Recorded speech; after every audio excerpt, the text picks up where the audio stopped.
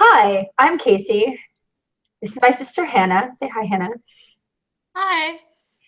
And this is the pilot episode of the non-existent story. And the format basically is as follows.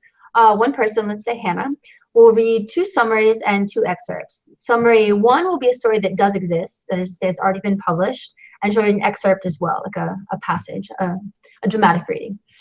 Story two does not exist. It will be a summary of something that Hannah has made up.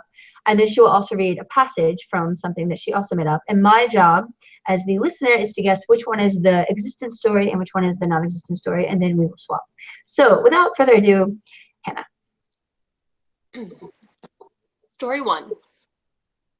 Four women of indiscernible years and varying degrees of decrepitude meet on Fridays at the local park for cards.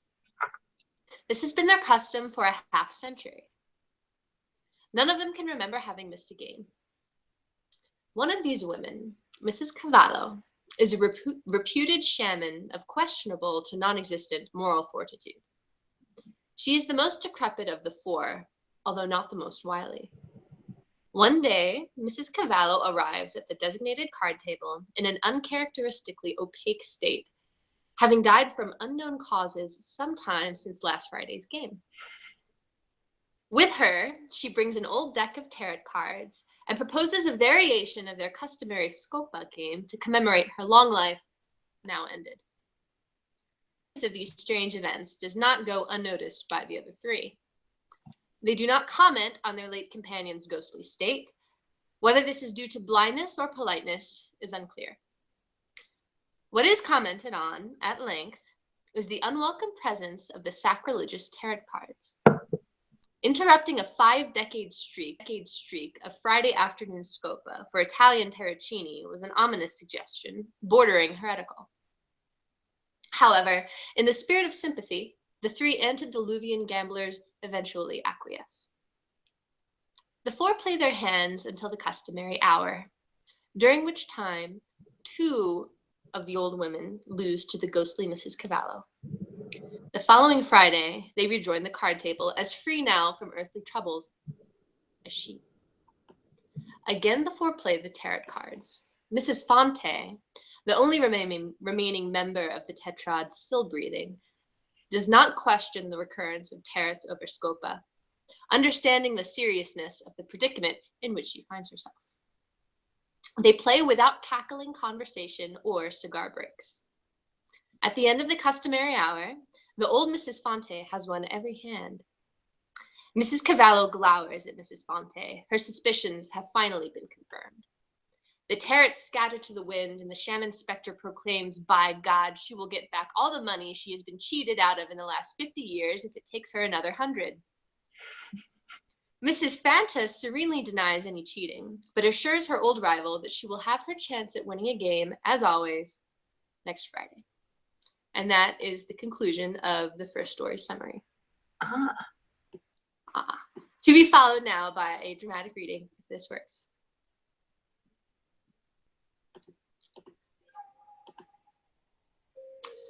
A shocking suggestion.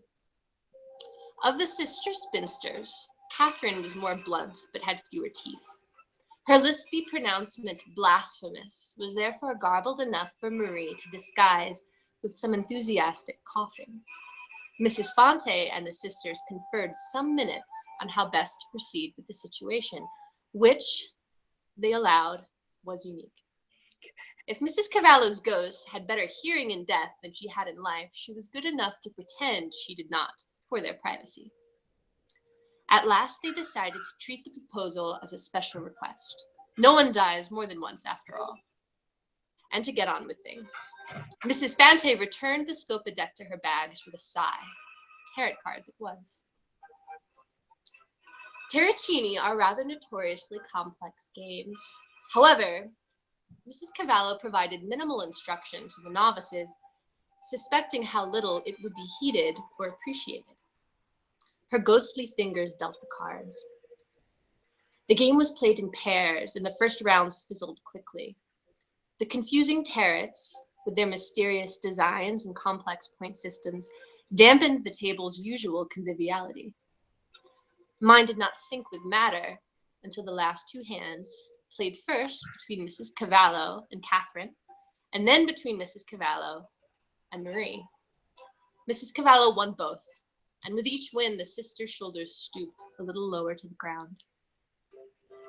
When the game was finally finished, no one proposed a last cigar or sip of sherry before departing. Each left the park with an unusual promptness and little hope that next week's game would be an improvement. This turned out to be true. The following Friday, Mrs. Cavallo's spectral figure was joined by the equally transparent forms of Miss Catherine and Marie Corbetts. All three were of the mind to play a round of tarets, and poor Mrs. Fante now sat in no position to disagree. As the sisters were quick to point out, after all, no one dies more than once. Mrs. Cavallo's eyes glinted with a strange light as she partnered with the last living gambler at the table and began to deal. That is the conclusion of excerpt 1 for story 1.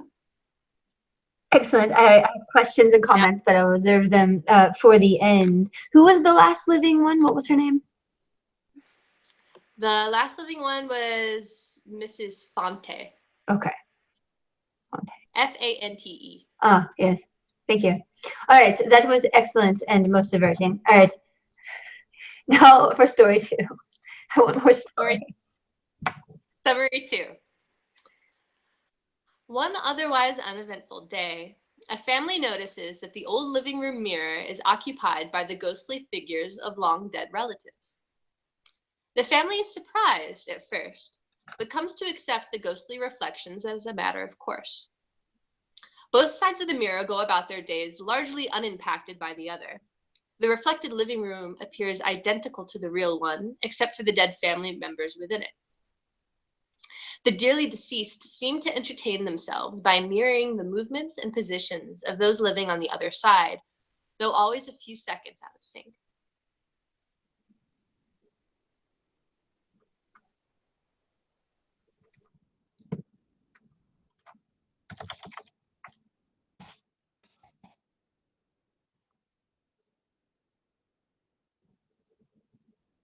Okay, Hannah is gone momentarily.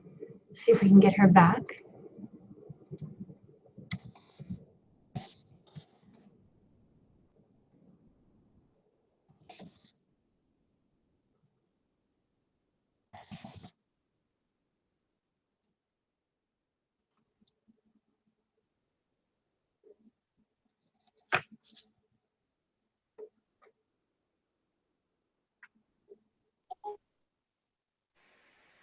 Ah, yes. Okay.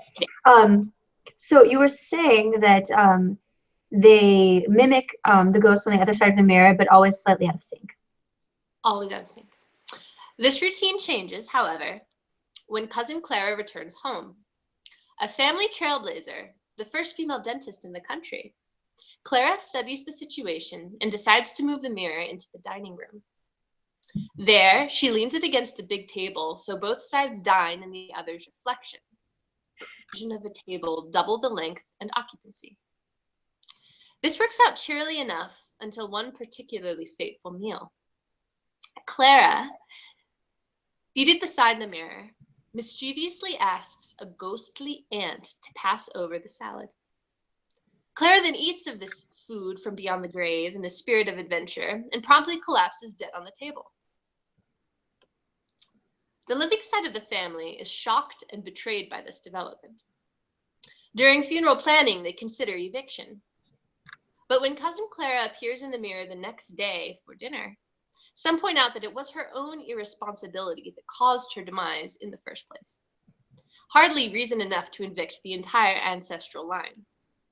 In the end, they agree to leave the mirror as it stands. But time and familiarity blur distinctions. It becomes harder for the household to distinguish one side of the mirror from the other. Another young cousin finds herself sitting across the old glass from Clara at the dinner table. Falls on this family's last scene, and the girl worries that soon the irreverent Clara will successfully pass her a tempting piece of spectral pineapple. And so ends summary 2. To be followed by the last dramatic reading An excerpt from summary 2. Prepare yourselves. I'm prepared. Except, what is your musical selection? You have to name it. Oh, musical selection for the first was from the soundtrack of Lemony Snicket's Series of Unfortunate Events, composed by Thomas Newman. The first piece was called Puttanesca, and this one is entitled Chez Olaf. Shay, some might say. That summer, when Clara returned from her vacation and learned about my mother's discovery, she remained pensive for a while, as if weighing the symptoms before issuing a diagnosis. Afterwards, without batting an eye, she leaned over the mirror, saw for herself that it was true, and tossed her head, seemingly accepting the situation. She immediately sat by the bookcase and craned her neck to see who was sitting in the chair on the other side. "Gosh, look at Gus," was all she said. There, in the very same chair, the mirror showed us Gus, some sort of godson of Dad, who after a flood in his hometown came to live with us and had remained there in the somewhat ambiguous character of adoptive poor relation. Clara greeted him amiably with a wave of the hand, but he seemed busy for the moment with something like a radio tube and did not pay attention to her. Undoubtedly, the mirror people weren't going out of their way to be sociable. This must have wounded Clara's self-esteem, although she did not let on.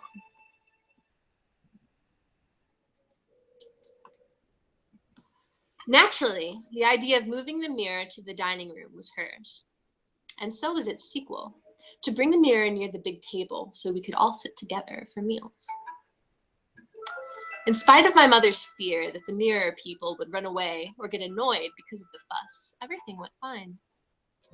I must admit it was comforting to sit every day at the table and see so many familiar faces, although some of those from the other side were distant relatives, and others, due to lengthy absence, were almost strangers. There were about 20 of us sitting at the table every day, and even if their gestures and movements seemed more remote than ours, and their meals a little washed out, we generally gave the impression of being a large family that got along well. For a while, we ate all together without further incident or problems. We mustn't forget Clara, however, whom we had allowed to sit at the frontier between the two tables, the equator separating what was from what was not. Although we paid no attention to the situation, we should have. Compounding our regrettable oversight was the fact that lethargic Euelia sat across from Clara, so that one night, with the same cordiality with which she had addressed Gus, Clara asked Euelia to pass the salad. Euelia affected the haughty disdain of offended royalty as she passed the spectral salad bowl, filled with dull lettuce and grayish, semi-transparent tomatoes, which Clara gobbled up, smiling mischievously at the novelty of it all. She watched us with the same defiance in her eyes that she had had the day she enrolled in a man's subject. There was no time to act. We just watched her grow pale, then her smile faded away until Clara finally collapsed against the mirror. And that is the conclusion. Those are very good. They're both ghost stories, in a way, but more like black humor, I guess, than meant to be like exactly terrifying.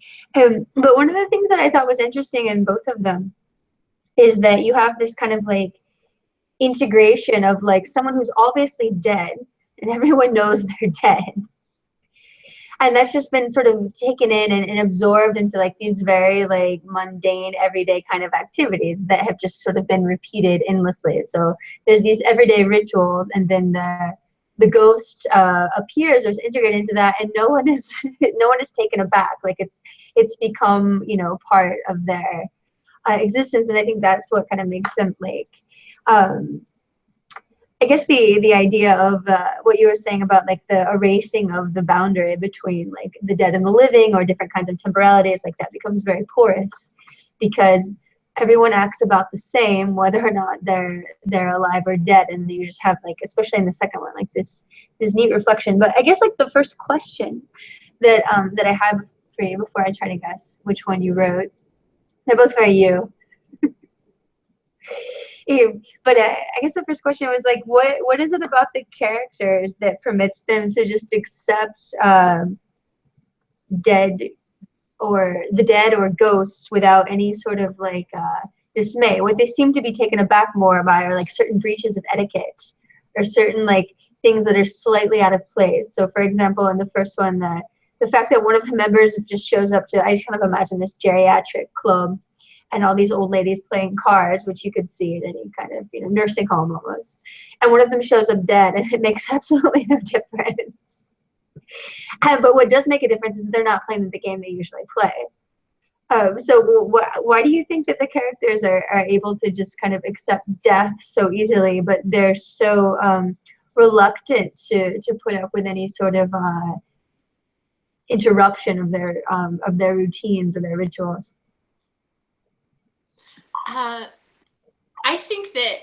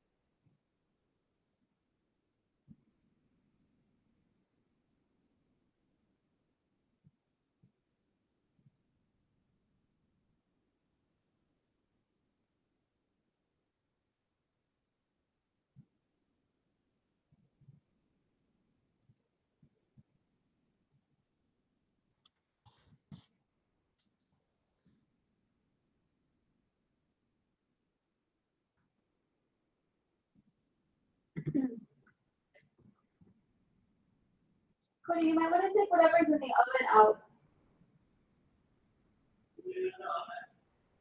Yeah, I think it's still cooking, but just check on it.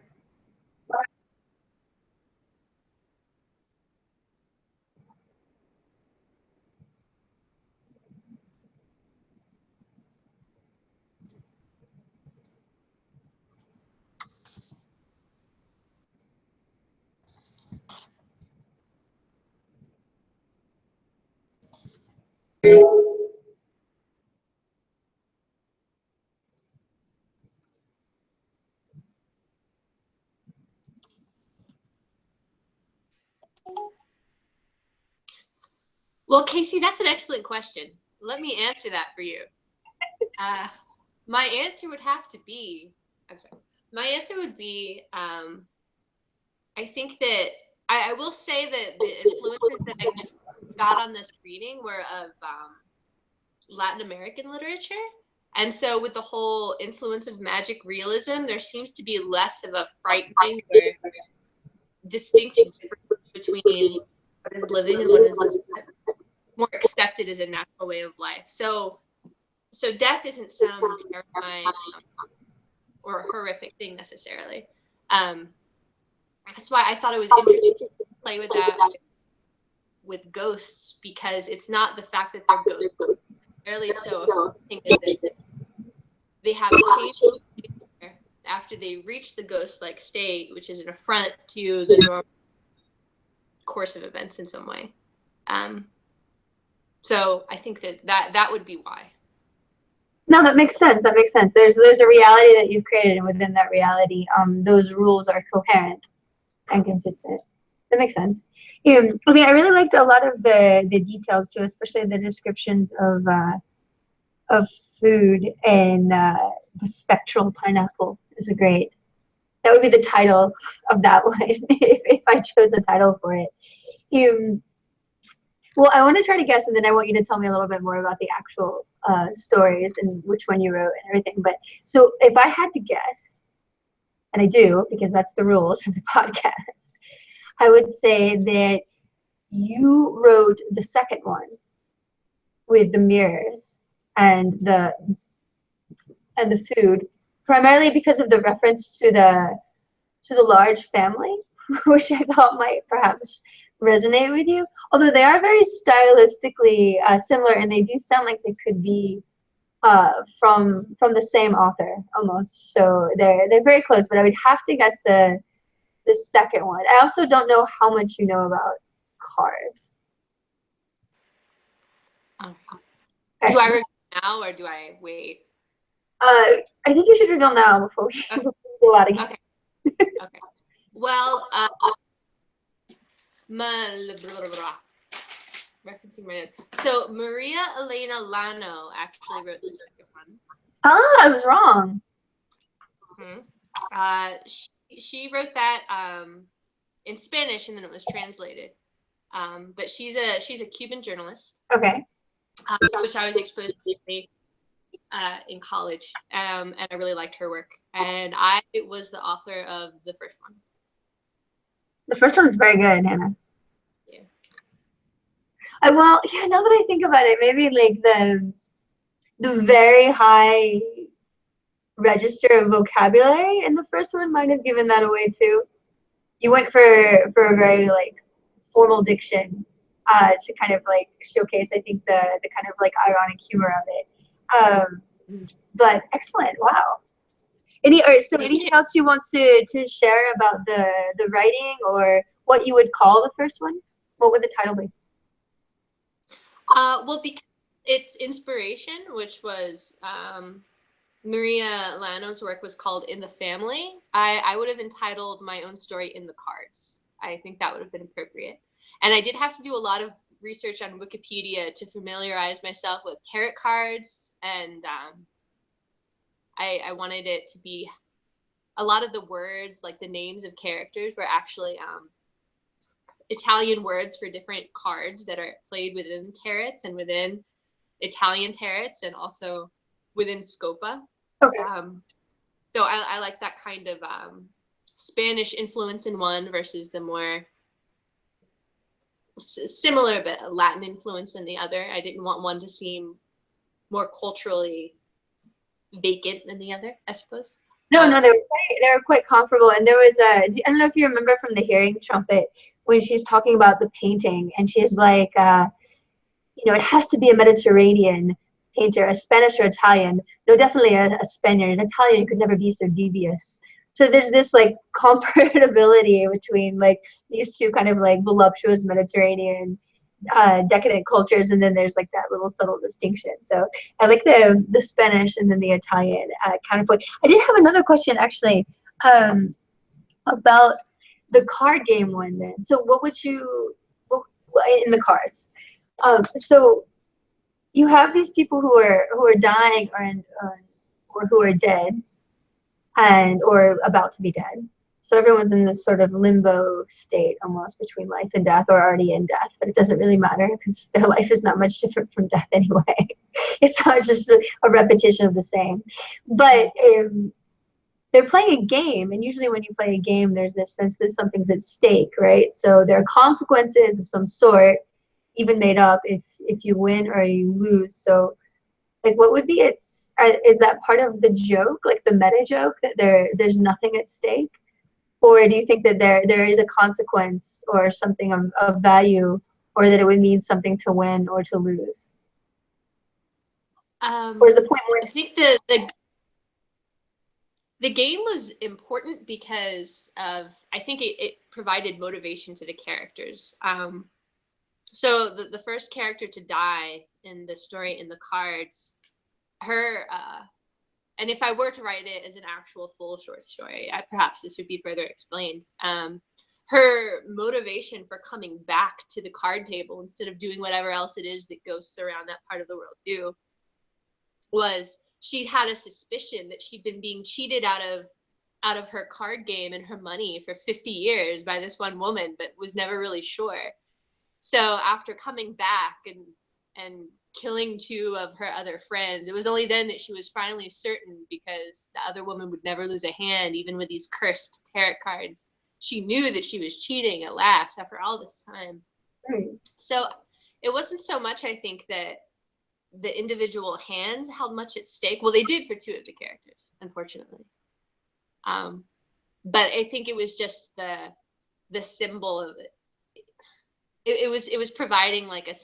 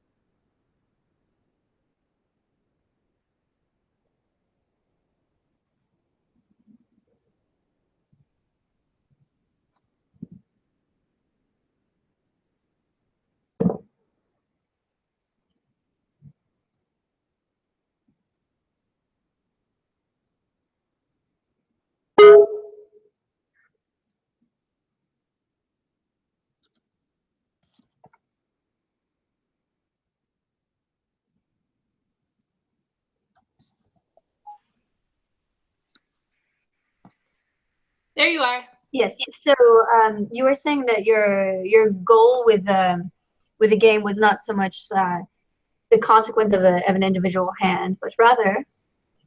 But rather it was the incentive for the main character, the initial ghost, to come back in the first place, because she'd had suspected, as is hinted, for 50 years that she'd been cheated out of all of these card games, but she was never really sure. So I think that it was that sense of needing vindication that brought her back with this mysterious deck of tarot cards to find out for certain. And I mean, along the way, she kills two of her other friends, but they don't seem to mind all that much. So. No, but it has something about, there's a final reckoning, and it's interesting that the real outcome is determined by these cards that you don't really play in the same way that you would play other ones. And usually it's just to predict the future, but in this case it's to kind of reveal the past. Mm-hmm. So no, it's quite good. I think you should write it up. Eventually when we get all these things figured out, I'd like to have like I'll have a little website for us, and then we can have a blog with the stories, or at least the text. But yes, down the road, after we figure out how to basically record without being interrupted every 10 minutes. Further comments or things you'd like to add, or moments that you're particularly proud of? Not proud, I don't think. I was happy with how it turned out. I don't think that I fully appreciated exactly how much thought would need to go into this exercise. But I think it's good. I think that this is a good exercise in creative writing that anybody I would recommend to take on. But it is only half of the podcast, which I'm currently talking. Well, next time we'll just do one person per podcast. But yeah, all right. Well, I'll go ahead then, and I'll try to be either succinct or really fast. One of the two. I will take notes. Okay. Yes, do. Take careful notes. All right. Let me pull this out. Okay. So, a summary of story 1. Are you ready? Yes. Okay. The story takes place in a minor Eastern European capital, seldom frequented by tourists. It begins in the train station. A train from the west is arriving, and on that train, in a first-class compartment, sits a high-level American diplomat, accompanied by his retinue consisting of his young foreign wife, let's call her Mrs. O, and 2 interns eager to ingratiate themselves with the diplomat in the hopes of landing a prestigious post in the diplomatic service. Let us call them intern P and intern Q, respectively. The story is told from the point of view of intern Q, the younger and less experienced intern. From Q's perspective, the diplomat is, rather ironically, a rude and ill-tempered, unpleasant person who takes no delight in the company of others. He is always immersed in his work. He leaves the tasks of congeniality to his wife, a dark-haired woman whose beauty would typically be described as exotic. No one knows what country she is from. She speaks lots of languages, all of them with a heavy accent. The interns P and Q have decided that the best way to impress and ingratiate themselves with the American diplomat is through his wife. However, the trick is to be agreeable to her while not giving the impression that they are trying to seduce her. The diplomat must appreciate the attentions paid to his wife, but not be provoked to jealousy. The situation in the train car, then, is of the most tense and delicate sort. Just as they are preparing to switch trains, Mrs. O's Pomeranian leaps out of the open window and scampers off in pursuit of the sausage truck. Mrs. O is hysterical. Q says he will find the dog and bring it back. The American diplomat says he must continue on to the next stop where he has an important diplomatic meeting, and P will accompany him. And so P, gloating and feeling that he has won, and the diplomat board the train while Q and a very agitated Mrs. O set out to search for the Pomeranian with a turquoise collar. Over the course of the day in the search, Q finds himself more interested in Mrs. O and her graceful, natural, energetic personality. He is oddly impressed by her determination to find the missing Pomeranian in the Eastern European capital, whatever the cost. However, at the end of the day, they still have not found the Pomeranian. Exhausted, they return to the hotel next to the train station, a seedy place, the kind that also rents by the hour, and whose rooms are covered in mirrors and cheap black leather. They offer no rooms with 2 beds. Intern Q gallantly offers Mrs. O the bed and makes a bed for himself on the floor. They talk. Eventually, he guides the conversation towards her marriage. He'd expected that she had come from a poor family. But she had just wanted to travel. And unless she married a foreigner, there was no hope of ever leaving her bleak little hometown. And really, she adds, the diplomat is not so bad or so ill-tempered. It's just that he finds you so dreadfully irritating, with your clumsy compliments and your sycophantic behavior. And so now you know what it is that I wanted from him, she tells Q. What is it that you want? What is it that you want from him? Q pauses. More or less the same thing, he replies. In the middle of the night, Q is awakened by what sounds like a man and a prostitute in the next room. They are saying and doing the most shocking things. He hopes Mrs. O does not hear them, but finds it impossible to go to bed. to go back to sleep or not to avoid listening to them. At some point, he asks Mrs. O if she is awake, and she is, and they listen to the events in the room next to theirs, escalating in intensity and explicit language. And at first, they try to talk over them, and then after a while, their dialogue blends with the dialogue overheard in the room next door, so that it is impossible for the reader to know what is happening where. And so maybe something happens between Mrs. O and the intern Q, and maybe it doesn't. The reported speech is not attributed to anyone, so that, from the reader's perspective, it all kind of blends together. The next day, Mrs. O and Q descend in the elevator down to the front desk, avoiding eye contact. And the receptionist informs her that her husband has left a phone message in which he has expressed that he is extremely annoyed, not only for delaying an important diplomatic affair on account of a Pomeranian, but also, and most especially, for leaving him alone with that insufferable man P, and an address for them to meet at the next city. As Mrs. O is reading the telegram, her back to the staircase,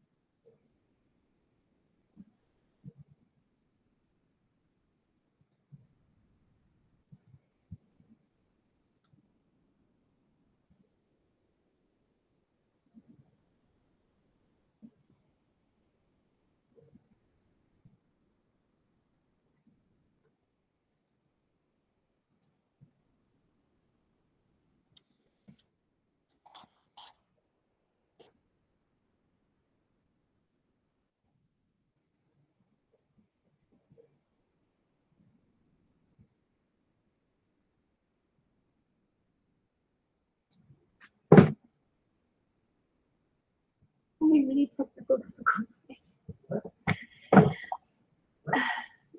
For some reason, it keeps kicking Hannah off of this. So look, like we have to keep starting, not over, but look, it keeps like kicking her off. So she'll reappear and we'll continue, but look, now she's coming back. Is there an internet connection? She says her internet is fine. She's using her phone partly though, so that could be why. Anyway, so I'm sorry it's taking so long. We're supposed to be done right now, but we have to keep restarting. Yeah. I need a better system. You what? I need a better system, I guess. That's what friends are for. Yeah. And you know how I feel. But the story, I know. The stories are good though, so we do have text. I'm sure that it's awesome. Hannah's stories are very good. I'm sure that the interviews are hilarious and talking. I remember I have.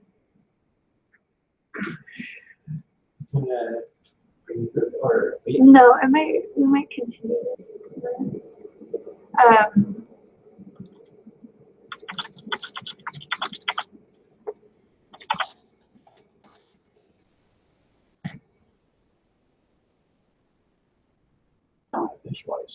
Well, I just started my half, and it'll be in like another hour at this rate. Or after dinner.